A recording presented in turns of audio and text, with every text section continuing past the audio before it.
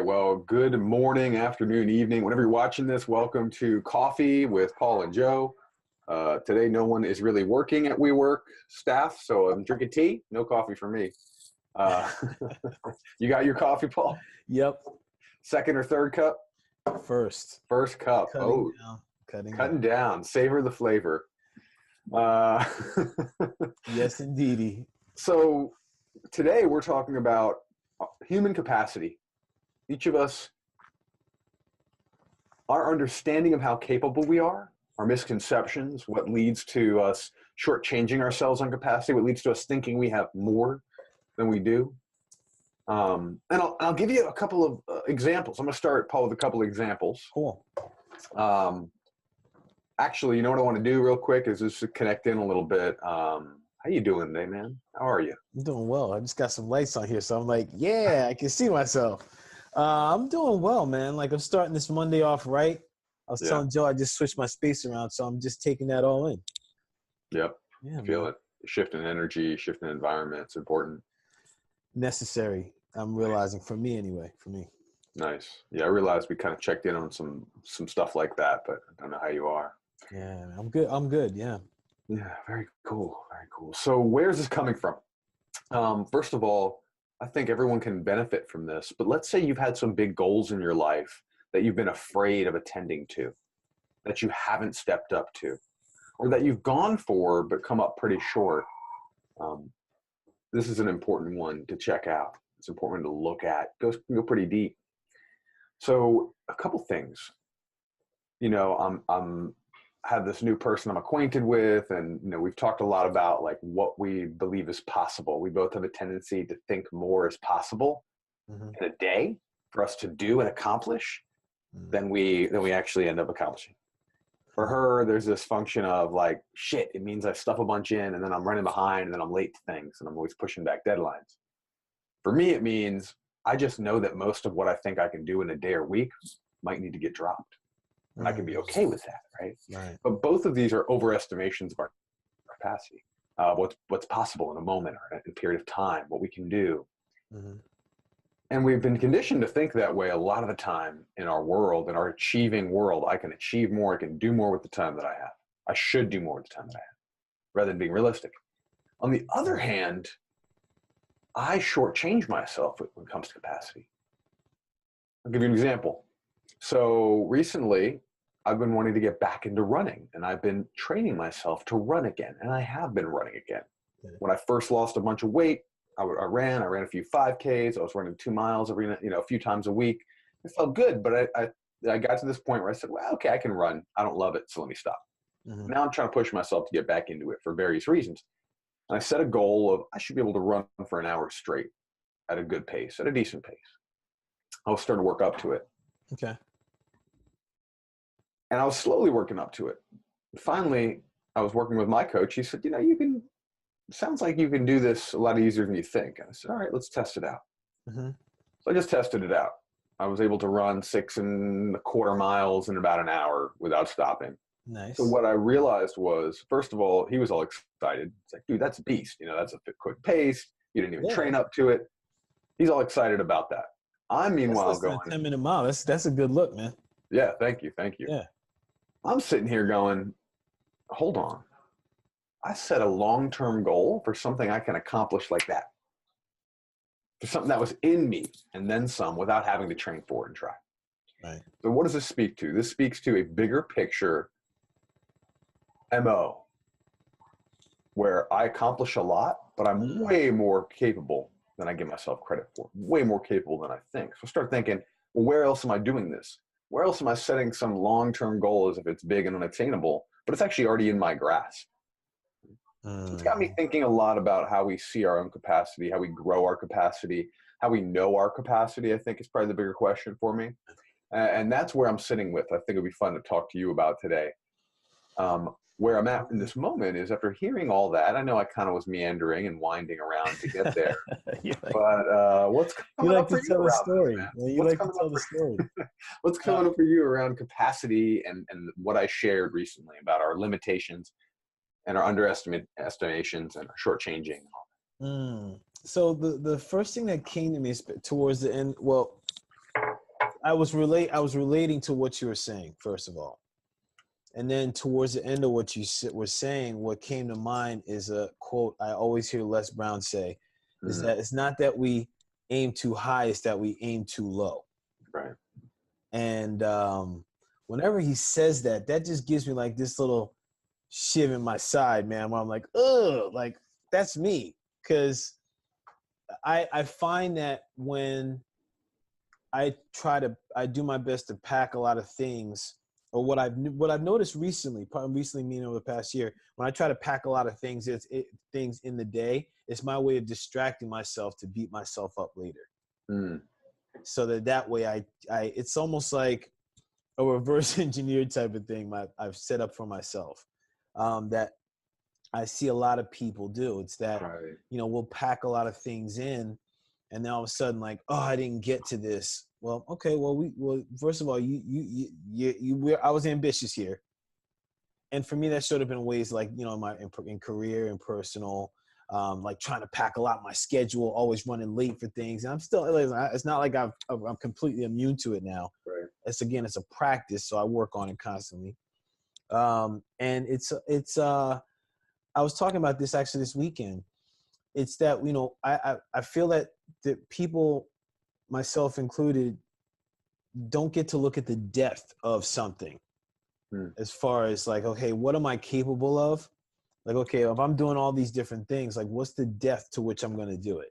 Am I just going surface? So yeah, am I just going surface? Like, okay, I'm going to blah, blah, blah, blah, blah. Because that's not really going to challenge me. That's going to keep me at this level. But if I'm going deep, some things are, like you said it, you hit it on the head before. Some things are going to fall off. Yeah. Some things are going to fall off because the depth in which you are doing one of the things, which may have more of an impact or an alignment with what your purpose or goal is or what have you, that's going to carry more weight. It's like the stone versus pebble, Yeah. That's what's coming up for me when you said this, what you were saying. So what I'm hearing is when you hear Les Brown talk about we don't aim high enough, you think about the depth at which we engage in something, the depth at which we believe we can experience something or create something. Yes. You think of capacity. When he talks about that, it comes to capacity of how deep and how rich can you go. Right. Whereas when I was trying to reconcile this, because you're saying, well, I pack a bunch in, right, and I can't achieve it all. Well, isn't that shooting for the stars? Isn't that saying that we can do a lot or we can do more? We shoot too low.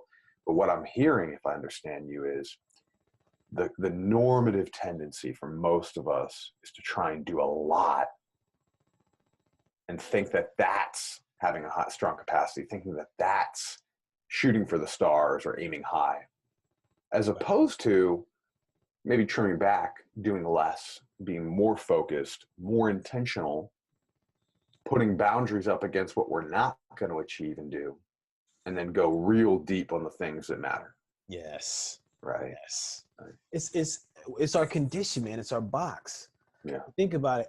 Everything we see on, like, I'm going to speak for myself again. What I see on TV or what I experience is everything's like hustle harder. You got to do this. You got to put this. Do this. Like even on a commercial, like I'm watching, it was a car commercial, and like the people are going back and forth in a day. We're like, hey, you got to have the capacity to do this and transition between this soccer. It's like, dang, it's like I got tired. I was like, whew, man, for that mom and dad, damn, tired. Yeah, right. So this is really interesting because I also wanted to talk about, as I shared with you, our relationships to stress. Mm-hmm. And these are pretty deeply connected. I would say, yes. We idealize in this culture dysfunctional relationships to stress. It's normal for us to come to the water cooler and talk about how tired we are, how stressed we are. It's almost like the badge of honor. I'm so stressed. I took, like you said, the car coach. I took my kids to this. I did that. I went grocery shopping. I took care of my mom. I went to this. I wrote a poem. I did that. I shaved my back. Whatever it was, right? We are so committed to the idea. It's actually something that we connect around. We have a tendency to connect around how stressed we are, how much we didn't accomplish, and how much we did do. Right. As like a cultural bedrock for connection is, I didn't accomplish this, I didn't accomplish that, or I did accomplish all of this, I did all these things. It's about the numbers on the to-do list, Mm-hmm. right? How much did I accomplish? How much did I do? How much do I have left to do? What fell off my plate? It's like a badge of honor. Yeah. And it's almost like, well, oh, that's your capacity? Well, check my capacity out. I did Right. this and this and this and this. Oh, well, that's your capacity? Well, check out what I did. I did it. Yeah. So, it's crazy because this idea of capacity is related to where we get stressed out. I think my capacity, I'll speak for myself. Yeah. I think my capacity is low because I don't like being in stress around how much I need to do in a day. And so I limit what I put on my plate. I'm that guy. I'll limit what I put on my plate so I can accomplish and feel good about it. Right. Now, as everyone, I think like that though, or is that something that you learned or that no, this is old school. This is old pattern. This is real long term. I mean, I am in a pretty high functioning version of that now because what I've learned to do is I've learned to take the big risks. I've learned to take the risk, do the riskier things, do the scarier things. I've always said I like to do less, but more that's less than most people, but more that scares me. More that pushes me, more that challenges me. Right. So that's my way of functioning. My way of functioning is let me take less on, let me commit to less, right, and let me do things that seem bold and powerful, right? Where I hear people all the time tell me, wow, it's inspiring what you've done with yourself. And I'm like, dude, you got 2 kids, you got aging parents, you're at a PhD program, you got a full-time job, and you're still working out. I'm wondering, I think you're inspiring. I think you're amazing because they're able to do more. I've done less with my day, less with my time, but it looks big and interesting and powerful, right? Because it's risky and it's outside the norm. Right. So where I'm getting at with this whole thing around stress, right, is like we get really addicted to, and it's chronic, unhealthy stress is normalized. Yes. But yes, eustress, which is really healthy for us physically, mentally, emotionally, spiritually, the stress where we're actually challenging ourselves in a good way, where we're doing something healthy, where we're doing something extraordinary. We don't like to do that. We're afraid of the discomfort. We avoid it in every way. And let me give examples, right? So a lot of people will pack their day, but they tell me that, oh man, I couldn't go for a run. I couldn't do this thing. I don't like going to the gym. They hate the idea of getting up early to work out their body, or they can't meditate, they say. But they're doing extraordinary things to put themselves under more stress every single day because of how much they choose to conform. So they're choosing this daily stress, which constantly pushes them to be in this low-level fight or flight mode, rather than pushing themselves into a high-level fight or flight mode for a healthy way to heal their body. Right. That's one thing. The other thing is, like, let me talk about relationships or business for a second. Yeah. We'll take the daily grind of stress of avoiding a big truth, a hard conversation, a come to baby Jeebus moment, if you will, in a relationship or in a business partnership. We'll push that, we'll kick that down the curb, down the street, whatever you want to call it, for months, weeks, days, years sometimes. And that piece of walking into the relationship and the connection, feeling disconnected, feeling distrust, feeling like we got a secret, feeling like we're unhappy, resentment's building. We'll let those go forever, rather than that hard as hell 10-minute conversation that could risk everything but could change everything. Could change everything. So these are really powerful, and they limit us. They limit our capacity. I'm going to stop for a second, man. You got a lot in you. You have wisdom, you have power. What do you got going on in you right now? I'm listening to this and just like processing the eustress, de-stress, because I'm gonna speak to this on a physical level. So did I just break up? Okay. Can you hear me clearly? Can you hear me? I can now, yeah. Yeah, okay, cool. I gotta figure out something with this internet. This is crazy. Anywho, so I experienced a lot of the eustress, de-stress distinction can apply to how we treat our bodies and how we take care of our bodies. For example, like when I work in transformation work that I do when I work with men on physical fitness, like we'll have phases where we focus on strength. So we're doing more like dumbbell work, heavier work. And one of the things I noticed is that in men and actually in a lot of people, it's like, okay, I'm going to do this, or like, okay, I got to rush this new thing. And it's like, and then when I have them run through that, I see that they're completely depleted by the end of the round. Now that's the de-stress. Now, when I come back on the next round, when I'm working with them, instead of having them like go right into the next thing, I say, okay, hold on, take a break. And I want you to feel strong. Okay, I want you to take some breaths. I don't want you to rush into this and feel like you're like there's a time limit. I want you to go into this ready and prepared. Right. By the time they were done with the round, even though when I look at the time frame, it took an additional overall in that round, an additional 30 seconds, 30 to 40 seconds, right? So it's not that much long. It's not like they rested for hours. Right. I found that at the end of the round, they were more refreshed and felt stronger. And this is the thing that I always make sure that I point out to anyone I'm working with when we go through this. I'm like, listen, when you're working with your body's like this vessel, right? If I'm going to push, the body's going to be like, okay, cool. And all of a sudden it's going to be like, I can't go anymore. But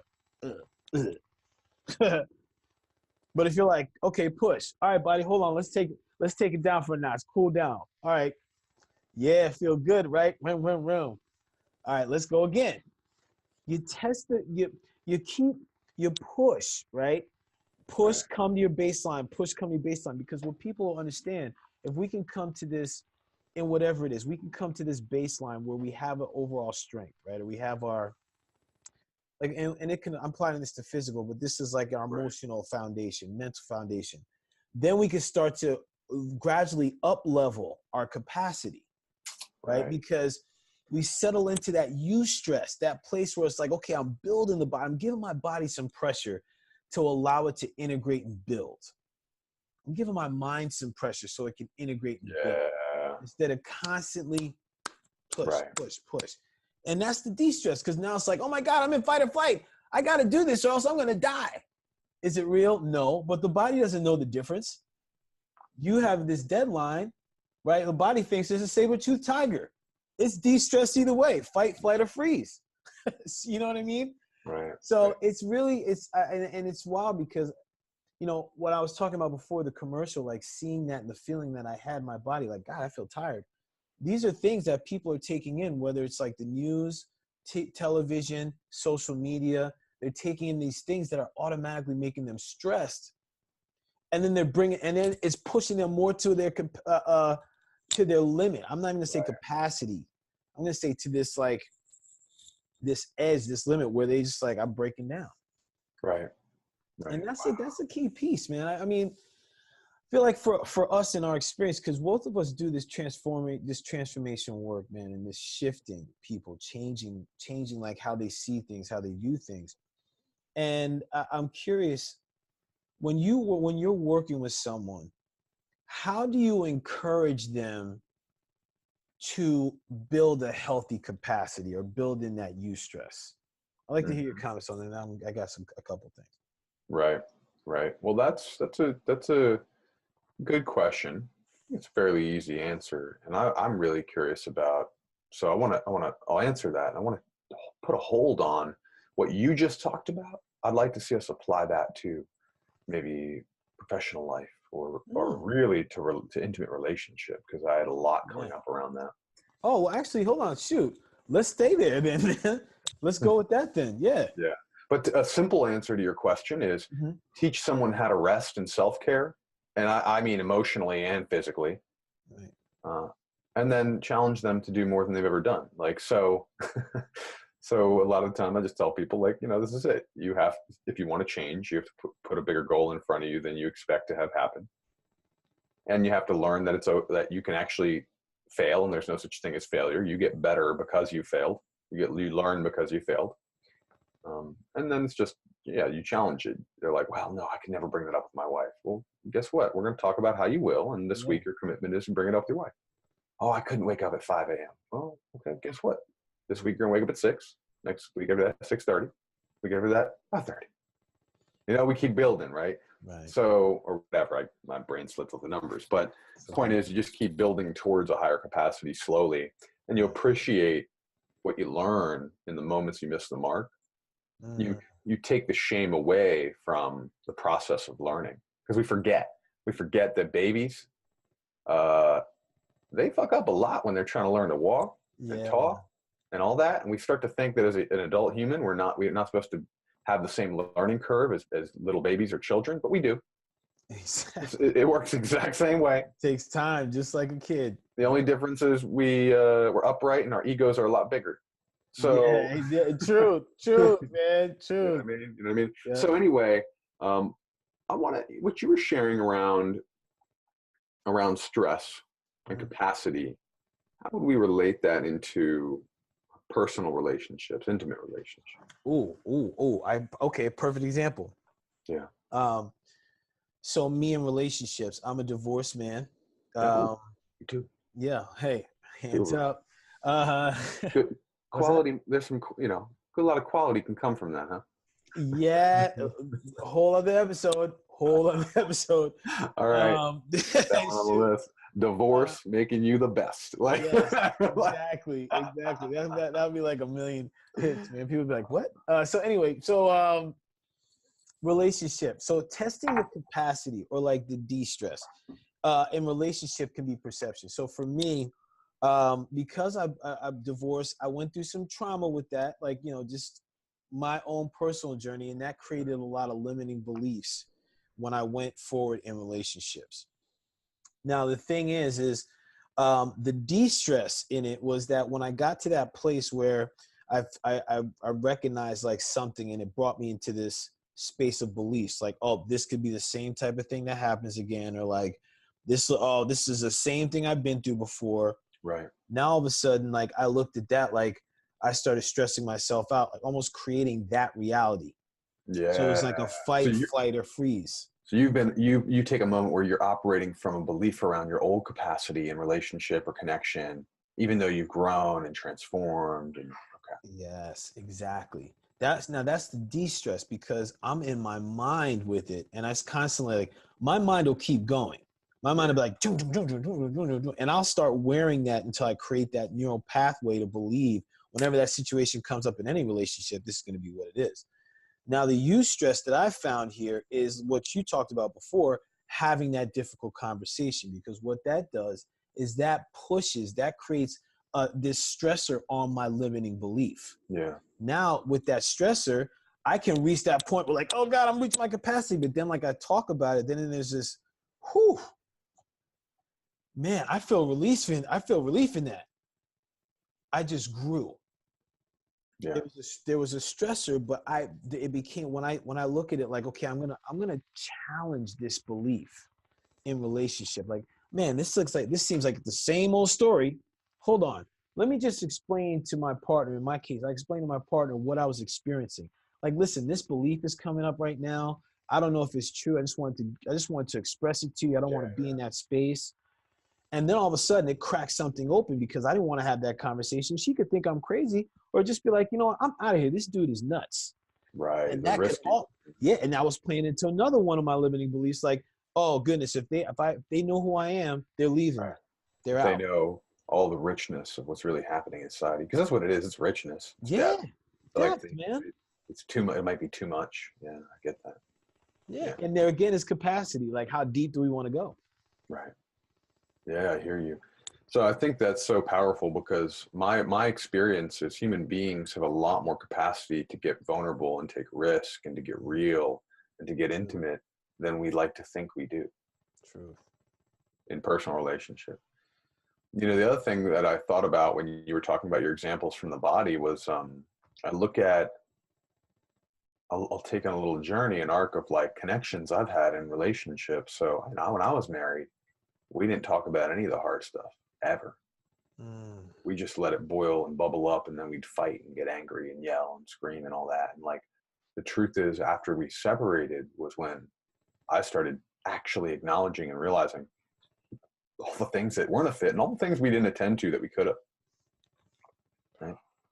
So from that, I learned, well, you got to go in, you got to be direct. I'm not willing to have drama for long term. So what that means is I may need to step into a lot of little mini dramatic moments all the time. Right. In my last relationship, I was just on someone this yesterday. We never fought. With 4.5 years, we never fought. I mean, really, we never fought.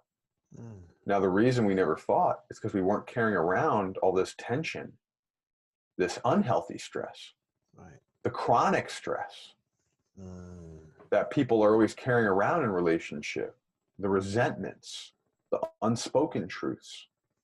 We weren't doing that because we had some agreements, some commitments, and I certainly, lived this way and led this way in the parts of the relationship where I led, that if something feels off, someone says something the other person isn't into, someone does something, there's a moment where I want this, she wants, we're going to talk about those moments. Right. And so we'd have a lot of 10-minute conversations about, so I'm telling a story. By the way, you started talking about this. Here's a belief I'm having. And if people are watching this and you want a tool is I'm telling a story that you totally don't respect the fact that I used to be overweight because you made this comment about weight.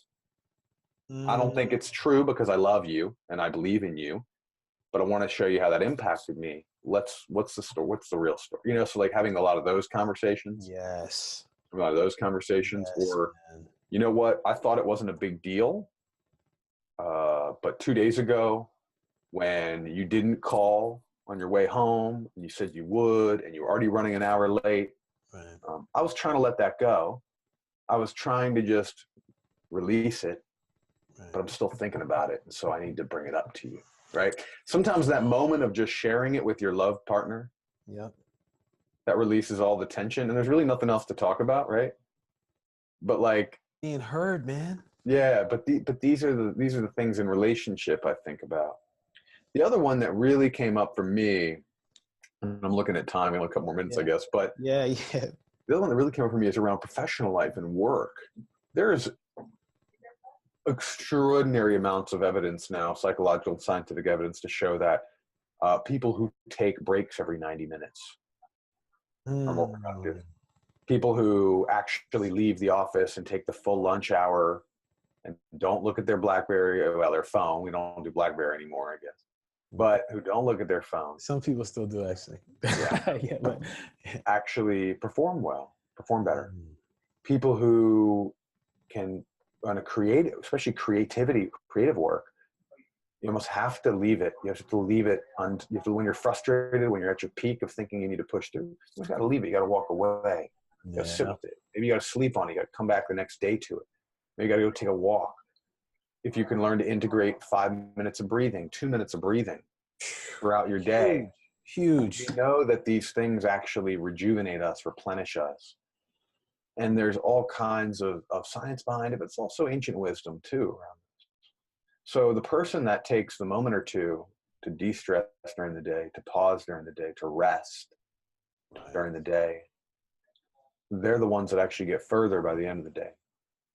They stay more productive throughout the day, throughout the week, throughout the months.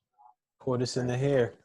Right. So this is important to recognize. Our capacity can be directly related to our willingness to take rest.